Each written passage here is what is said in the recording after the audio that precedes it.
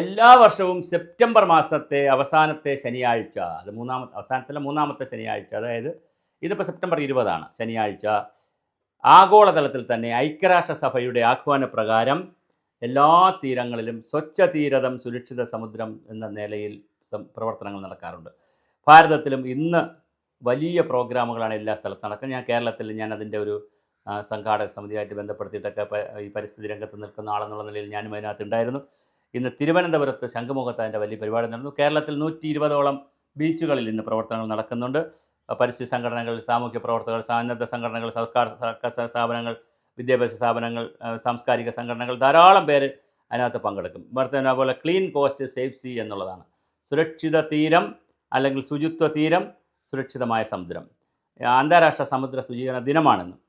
UN environment പ്രോഗ്രാംകാരുണ്ട്, Adani port international പോർട്ടുകാരുണ്ട്, അതുപോലെ മിനിസ്ട്രി ഓഫ് എൻവയോൺമെൻറ്റ് ആൻഡ് ഫോറസ്റ്റുകാരുണ്ട്, ക്ലൈമാറ്റ് ചേഞ്ച് ഉണ്ട്, പിന്നെ ഭാരത് പെട്രോളിയം ഉണ്ട്, പിന്നെ അതുപോലെ തന്നെ കേന്ദ്രീയ ചിന്മയ വിദ്യാലയമുണ്ട്, തുടങ്ങിയ നിരവധി ആളുകൾ ഇതിനകത്ത് വന്ന് പങ്കെടുക്കുന്ന പരിപാടികളാണ് നടക്കുന്നത്.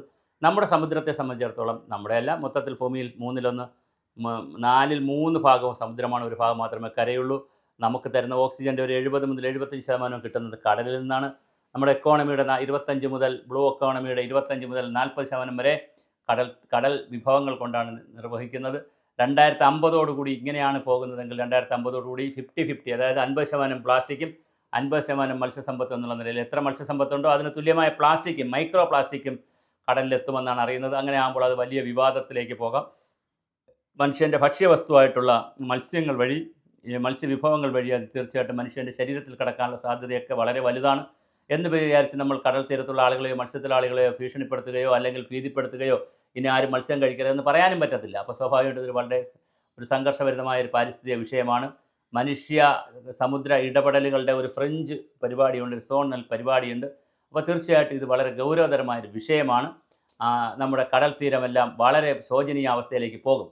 ഈ പൊയ്ക്കൊണ്ടിരിക്കുന്ന അവസ്ഥയിലേക്ക് പ്രധാന കാരണക്കാരൻ കരയിൽ ജീവിക്കുന്ന മനുഷ്യരാണ്, അല്ലെങ്കിൽ കടലിലുള്ളവരല്ല. അപ്പോൾ കടൽ തീരത്തിൽ നിന്ന് മത്സ്യത്തൊഴിലാളികളൊക്കെ ഉപയോഗിക്കുന്ന എത്ര പ്ലാസ്റ്റിക് ഉണ്ടായിരിക്കും. അതേസമയം കരയിൽ ജീവിക്കുന്ന മനുഷ്യർ കേരളത്തിലൊക്കെ പരിശോധിച്ചാൽ 44 നദികളിലൂടെ, പുഴകളിലൂടെ, തോടുകളിലൂടെയൊക്കെ കടൽ തീരത്തേക്ക് തള്ളുന്ന വലിയ തോതിലുള്ള പ്ലാസ്റ്റിക് ഉൽപ്പന്നങ്ങളും മറ്റ് മാലിന്യങ്ങളുമൊക്കെ വളരെ വലിയ പ്രതിസന്ധിയാണ് ഉണ്ടാക്കുന്നത്. ഇന്ന് NCCയുടെയും NSS, കോസ്റ്റ് ഗാർഡ് തുടങ്ങി നിരവധി സംഘടനകളുടെ, അതുപോലെ മിനിസ്ട്രികളുടെ, കേരള സർക്കാരിൻ്റെ ശുചിത്വ മിഷൻ്റെ ഒരുപാട് ആളുകളുടെ നേതൃത്വത്തിൽ കേരളത്തിൽ ഇന്ന് നിരവധി തീരങ്ങൾ സംരക്ഷിക്കുന്നുണ്ട്. അതിൽ പ്രകൃതി രക്ഷാ സുപോഷണ വേദി എന്ന് പറഞ്ഞ് കേരളത്തിലെ പരിസ്ഥിതി സംഘടനയുണ്ട്. മറ്റൊരുപാട് പാരിസ്ഥിതിക സംഘടനകൾ ഈ രംഗത്ത് പ്രവർത്തിക്കുന്നു. ഇന്ത്യയാകെ ഈ പ്രവർത്തനങ്ങൾ നടക്കുന്നുണ്ട്. അപ്പോൾ തീർച്ചയായിട്ടും beat plastic pollution, circulate fashion and textile waste എന്ന് പറയുന്ന ഒരു മുദ്രാവാക്യവും ഈ വർഷം വന്നിട്ടുണ്ട്. എന്തായാലും ക്ലീൻ കോസ്റ്റ് സേഫ് സീ, അതായത് ശുചിത്വ തീരം അല്ലെങ്കിൽ സ്വച്ഛന്ത തീരം, സുരക്ഷിതമായ തീരം ആയിരിക്കണം, സമുദ്രമായിരിക്കണം എന്നുള്ള കാഴ്ചപ്പാടിൽ ഇന്ന് ആഗോളാടിസ്ഥാനത്തിൽ നടക്കുന്ന പ്രവർത്തനങ്ങളിൽ കേരളവും പങ്കാളിയാകുന്നു എന്നുള്ള ശുഭവാർത്ത അറിയിക്കുന്നു.